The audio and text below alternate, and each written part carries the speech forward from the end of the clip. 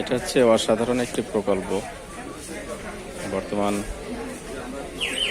বাংলাদেশ প্রেক্ষাপটে বিশেষ করে জলবায়ু পরিবর্তনের কারণে যে কৃষি ব্যবস্থাপনা এবং আগামী 25 বছরে সারা দেশে 25 কোটি বৃক্ষরোপণ করা হবে, বর্তমান সরকার প্রধান তারেক রহমান যে কথা বলেছেন তার একটি ড্যামও এখানে তৈরি করা হয়েছে এবং পুরা একটি জলবায়ু সহনশীল এবং টেকসই গ্রামের একটি মডেল এখানে।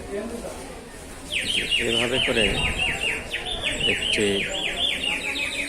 বর্তমান পৃথিবীতে যেহেতু মেরু অঞ্চলের বরফখণ্ডগুলো গলে গলে পানির স্তর, সমুদ্রের পানির স্তরটা বৃদ্ধি পাচ্ছে, বিভিন্ন অঞ্চল ডুবে যাচ্ছে জলবায়ু পরিবর্তনের কারণে।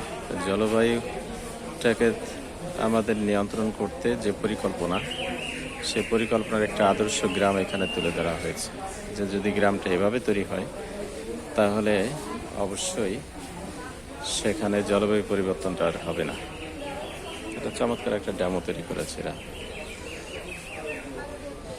গ্রামীণ কমিউনিটি বর্জ্য ব্যবস্থাপনা কেন্দ্রের কম্পোস্ট সার, উৎপাদিত সার বিভিন্নভাবে, যেমন এখানে এটা তৈরি করা হচ্ছে উপজেলা পরিষদ,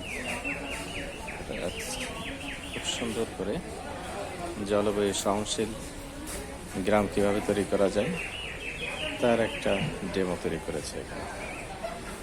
এবং আমরা আছি বাংলাদেশ জাতীয় বৃক্ষ মেলা। এটা আমাদের চীন মৈত্রী সম্মেলনের পাশে অবস্থিত বিশাল এরিয়া নিয়ে, যেখানে বাণিজ্য মেলা হয়ে থাকে প্রতি বছর।